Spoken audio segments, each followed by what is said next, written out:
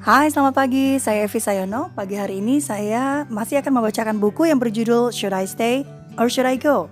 Surviving a Relationship with a Narcissist yang ditulis oleh Ramani Durvazola PhD. Saya akan membacakan bab 3 yang berjudul Are You in a Relationship with a Narcissist? Pada bab 3 ini masih akan membahas tentang karakteristik yang biasanya ditunjukkan oleh seorang narsis atau penderita narcissistic personality disorder. Hal yang akan saya bacakan di pagi hari ini berjudul Infidelity, salah satu karakteristik menonjol yang dilakukan oleh narsisis. Infidelity itu artinya ketidaksetiaan atau suka selingkuh. Untuk mendapatkan informasi yang lebih utuh, teman-teman disarankan dapat membeli bukunya sendiri dan kemudian membacanya. Teman-teman dapat mendapatkan buku ini di situs-situs belanja buku internasional karena sayangnya belum terbit di Indonesia dan juga belum ada edisi terjemahannya. Pada video ini, teman-teman akan mendengarkan langsung terjemahannya yang saya interpretasi dari bagian buku yang saya baca. Biasanya saya mengikut sertakan yang bahasa Inggris lalu bahasa Indonesia. Tapi untuk mempersingkat video, saya hanya merekam di bagian bahasa Indonesianya saja. Perlu diingat bahwa ini merupakan interpretasi saya. Saya akan memberi tanda di bagian mana saya menambahkan opini saya. Selebihnya itu adalah isi bukunya yang memang tertulis di buku Dr. Ramani. Selamat mendengarkan. Saya masih akan membacakan bab 3 yang berjudul Are You in a Relationship with a Narcissist? Saya akan membacakan di halaman 92 tentang infidelity. Infidelity kalau dalam bahasa Indonesia artinya ketidaksetiaan atau suka selingkuh. Jadi Dr. Ramani memulai penjelasannya tentang infidelity atau ketidaksetiaan atau perselingkuhan itu dengan menceritakan hasil wawancaranya dengan salah seorang pasiennya dia.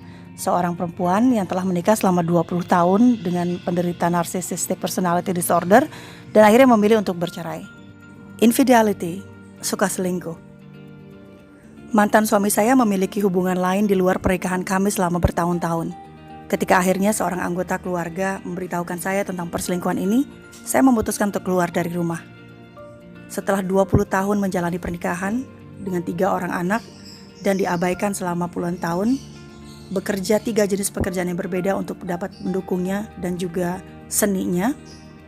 Sayangnya saya merasa masih butuh konfirmasi pada fakta dia itu selingkuh agar saya bisa keluar dari pernikahan ini.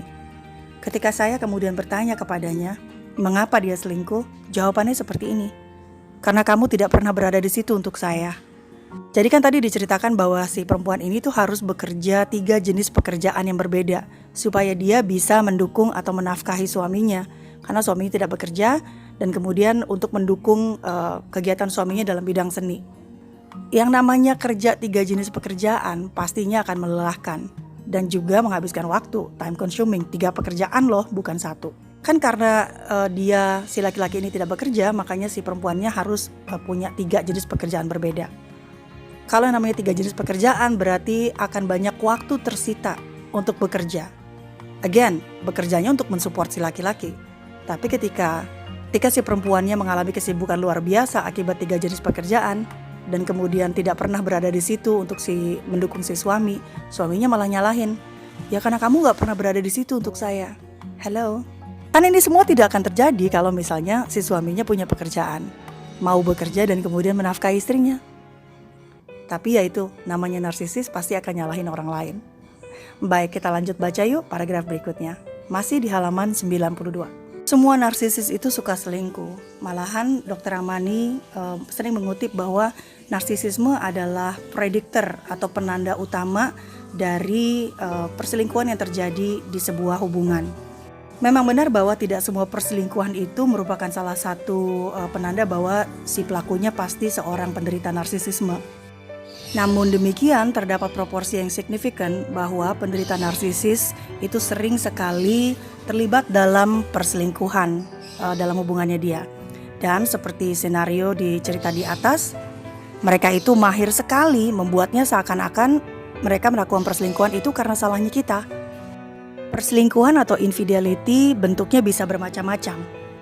Perselingkuhan bisa jadi bentuknya perselingkuhan secara seksual, atau bentuknya bisa perselingkuhan secara emosional, atau bahkan kadang keduanya terjadi. Ini bisa terlihat atau bisa dimanifestasikan dalam hubungan seksual dan juga hubungan romantis yang terjadi di luar hubungan yang sudah committed. Hubungan yang sudah committed itu seperti misalnya hubungan yang melibatkan janji ya, seperti pernikahan, atau mungkin pasangannya tidak menikah tapi sudah sudah melakukan sebuah hubungan yang committed, yang ada janji di situ. Infidelity atau perselingkuhan itu bisa jadi hanya kayak koneksi atau hubungan emosional dan belum merambah ke ranah seksual. Atau infidelity juga bisa terjadi dalam bentuk one night stand atau seseri one night stand-nya. Mungkin sebagai catatan buat yang belum tahu, one night stand itu ketika seseorang melakukan hubungan seksual satu kali dengan orang, tapi kemudian tidak berlanjut. Itu juga pastinya masuk ke kategori perselingkuhan ya. Nah di sini malah Dr. Ramani bilang ada juga yang melakukan perselingkuhan dengan one night stand, tapi berkali-kali dengan orang yang berbeda-beda. Di sini memang tidak dijelaskan, tapi Dr. Ramani menyebut ada emotional connection. Emotional connection itu seperti dua orang dekat banget ya, saling rayu, saling flirting, saling curhat, menunjukkan rasa cinta, tapi memang belum ke arah hubungan seksual. Tapi tetap itu dikategorikan sebagai selingkuh emosional, walaupun tidak selingkuh secara fisik. Baik, mari kita lanjut, masih di halaman 92. Perselingkuhan itu sebenarnya merupakan perpanjangan dari ketidakadaannya boundary atau pembatasan-pembatasan. Saya telah menyebutkan di video sebelumnya bahwa penderita narcissistic personality disorder itu seperti tidak punya boundary atau tidak punya batasan ketika mereka memperlakukan seorang temannya. Jadi mungkin bisa didengarkan lagi di video sebelumnya tentang tidak ada batasan. Jadi karena tidak punya batasan, ini kemudian di-extend ya, kepanjangan tangannya itu adalah perselingkuhan. Ini bisa terjadi karena ketidakadaannya empathy, lalu adanya entitlement. Entitlement itu kayak ngerasa bahwa dia itu berhak melakukan itu gitu, karena ya it's given, ya saya berhak melakukan itu. Lalu juga karena adanya grandiosity. Grandiosity itu kayak ingin terlihat impresif atau keren ya, ingin terlihat bahwa saya selingkuh karena ya saya wajar karena kan saya ganteng atau karena saya keren. Wajar kalau banyak yang mau dengan saya, jadi wajar kalau saya terima. Itu namanya grandiosity.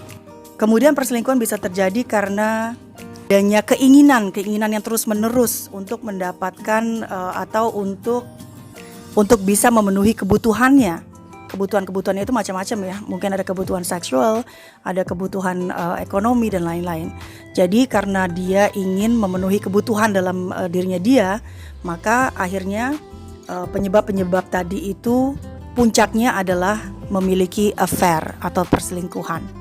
Penderita narcissistic personality disorder itu membutuhkan admiration atau kekaguman dari orang lain dan juga novelty. Novelty ini seperti keinginan untuk merasakan hal-hal baru ya. Nah, kebutuhan untuk dikagumi dan juga kebutuhan untuk merasakan hal baru ini begitu kuat sehingga akhirnya mereka sering sekali terjebak ke dalam ketidaksetiaan. Affairs atau perselingkuhan biasanya ditandai dengan adanya excitement. Excitement itu seperti kesenangan ya. Kemudian affair juga biasanya ditandai dengan flattery. Flattery itu pujian-pujian dan juga superficial grandiosity. Superficial grandiosity itu tadi ya. Merasa dirinya dikagumi banyak orang, maka dia wajar berlaku seperti itu. Jadi tandanya ada 3, karakteristiknya ada 3. Yang pertama adalah excitement. Kalau pasangan udah membicarakan seseorang dengan gembira banget gitu ya, girang banget kalau udah ngomongin orang ini, mungkin kita perlu waspada. Kemudian tanda-tanda yang kedua adalah flattery, sering banget memuji seseorang tertentu, dan juga superficial grandiosity. Bahwa orang ini kan pasti akan lebih milih saya karena saya kan paling ganteng di antara teman-teman saya yang lain, makanya dia lebih dekat dengan saya. Nah, itu udah merupakan suatu pertanda ya. Baik, mari kita lanjut. Karena penderita narsisis itu tidak punya empathy, akhirnya mereka cenderung menginginkan apa yang disebut dengan proverbial cake. Nah, proverbial cake itu apa? Proverbial cake itu artinya dia seperti mau makan kuenya, tapi dia mau kuenya utuh. Jadi penderita narsisis itu maunya hubungannya dia dengan kita tuh tetap nyaman, tetap terjadi, tapi kemudian di luar hubungan kita, dia itu membina hubungan-hubungan lain di luar hubungan kita. itu sebenarnya sebuah langkah yang pengecut menurut Dr. Ramani Durvasula. Halaman 93. Aturan-aturan bahwa dia ini penderita narsisis ya. Aturan-aturan bahwa dia harus setia pada pasangannya ini tidak bisa diterapkan pada penderita narsisis, dan mereka bisa merasionalisasi atau memberikan alasan-alasan moral ketika mereka dihadapkan pada pertanyaan mengapa mereka selingkuh. Nah, mereka itu bisa merasionalisasi perselingkuhannya mereka itu ke dalam sebuah cerita cinta, love story. Karena mereka merasa spesial dan mereka merasa berhak untuk bisa merasa hidup dalam tanda kutip. Penderita narsisis itu hidup dalam sebuah dunia fantasi, di mana mereka merasa berhak untuk melakukannya gitu ya. Apakah perselingkuhan itu dilakukan dalam bentuk one night stand? One night stand itu memiliki hubungan seksual dalam satu kali pertemuan lalu tidak lanjut, atau sebuah affair atau hubungan yang jangka waktunya itu panjang. Mereka beranggapan bahwa hubungan-hubungan mereka di luar hubungan resminya yaitu udah jadi haknya mereka.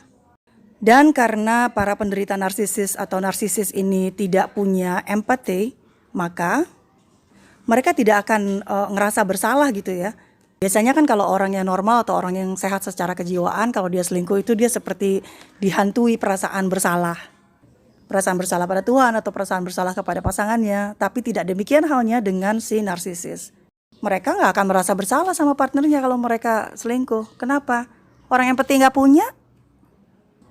Bagaimana dia mau merasakan kesusahannya orang lain, atau bagaimana dia mau merasakan kesedihannya orang lain kalau diselingkuhin, karena emang dia gak bisa ngerasain perasaan orang lain. Gak punya empathy.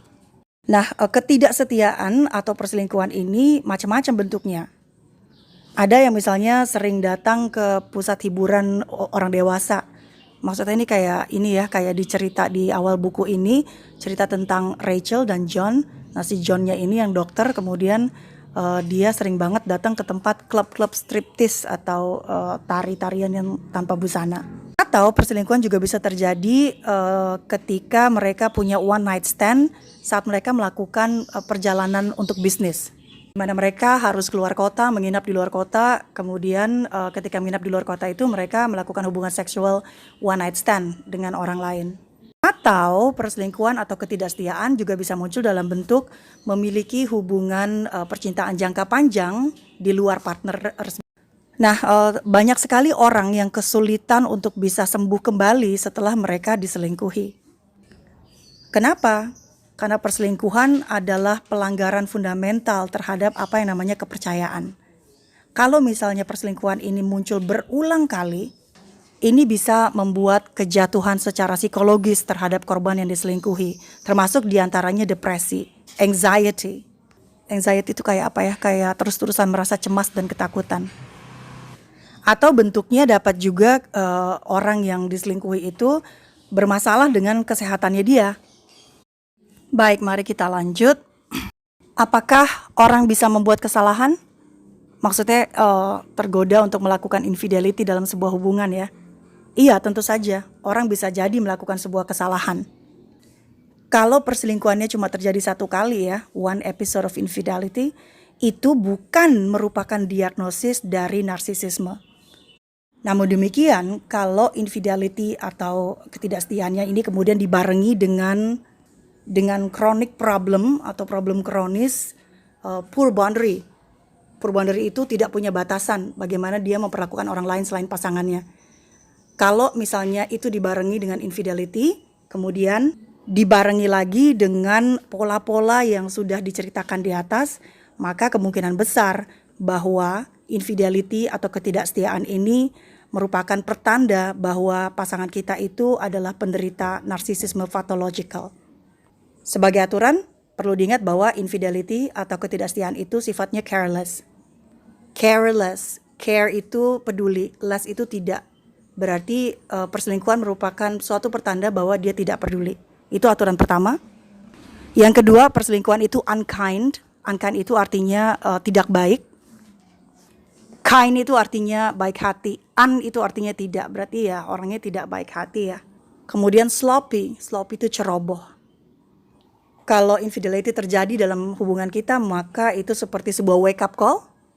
Wake up call itu sebagai pengingat bahwa hubungan committed relationship itu sudah melewati expiration date, sudah kadaluarsa.